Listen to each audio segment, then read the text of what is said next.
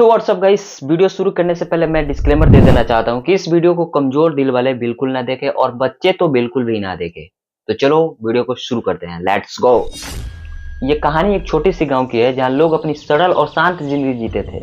इस गांव के आसपास एक घना जंगल था और उस घने जंगल के बीचों बीच पुराना जर्जर एक घर खड़ा था। लोग उस घर के बारे में कहते थे कि वो घर एक काले जादू और शक्तियों से जुड़ा हुआ है और वहाँ जो एक औरत रहती थी उसका नाम शकुंतला था और एक बहुत भयानक डायन थी। गांव वाले कहते थे कि शकुंतला ने कई काली जादू शक्तियों से अपने चपेट में कई लोगों को ले लिया और कई अनहोनी घटनाओं का कारण भी बनी। उसी गांव में एक अमित नाम का लड़का था जो हमेशा नई नई रहस्यों और किस्सों कहानियों में रुचि रखता था। जब वो अमित नाम का लड़का गांव वालों से शकुंतला के बारे में और उसकी काली जादू और शक्तियों के बारे में सुना तो भाई साहब वो बहुत ज्यादा उत्सुक हो गया। वो ये जानना चाहता था कि क्या सचमुच काली जादू या शक्तियां होती हैं। हालांकि गांव वाले ने उसे चेतावनी दी थी कि शकुंतला और उसकी काली जादू से तुम दूर रहो, लेकिन अमित के अंदर एक चुल मची थी उस चीज को जानने के लिए और उसकी सास उसे रोक नहीं पाया। बस क्या था, एक रात अमित ने यह फैसला कर लिया कि वो शकुंतला के घर जाएगा और असलियत क्या है उसका पूरा पता लगाएगा। और फिर क्या था, रात का समय था, पूरा गांव सो रहा था और अमित चुपचाप जंगल के रास्ते होकर उस डरावने घर की ओर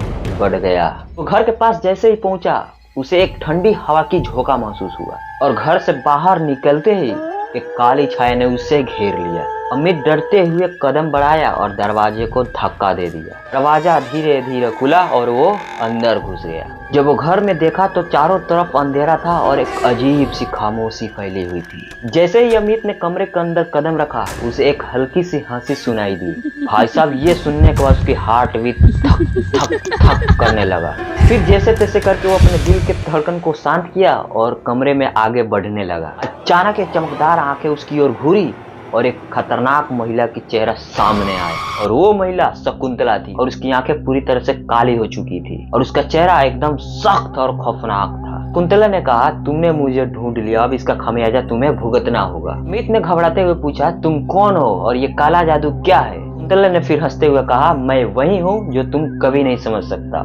यह काला जादू मेरी शक्तियों का स्रोत है और मैंने कई लोगों की जान ली है। तुम भी मेरे जादू से नहीं बच पाओगे। इतना कहकर शकुंतला ने अपने हाथों से काला धुआं छोड़ा। अमित को महसूस हुआ कि उसका शरीर एकदम भारी हो गया। उसने पूरा कोशिश की कि वो वहां से भागे, लेकिन वो वहां से हिल भी नहीं सका। उसके अंदर एक अजीब सी ताकत महसूस होने लगी।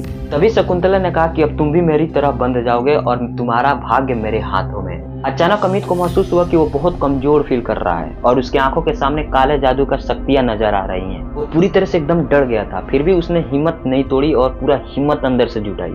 उसने सोचा कि वह अब यहाँ से बचने का कोई रास्ता नहीं निकालेगा तो वह हमेशा के लिए यहाँ बंध जाएगा, कैद हो जाएगा, मतलब जादू का शिकार हो जाएगा। तभी अमित ने पूरी ताकत से अपनी आंखें बंद की और भगवान से आंखें बंद करके प्रार्थना करने लगा मदद के लिए। फिर अचानक ऊपर से तेज रोशनी हुई और शकुंतला की शक्तियां एकदम कमजोर पड़ने लगी।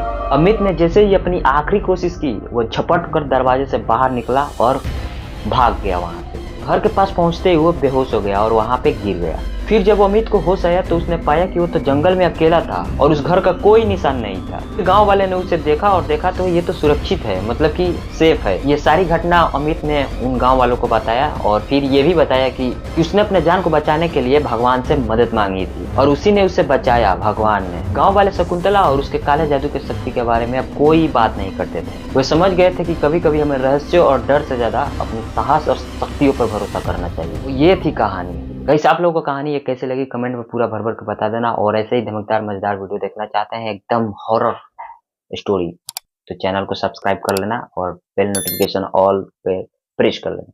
मिलते हैं नेक्स्ट वीडियो में, तब तक के लिए जय भारत, बाय।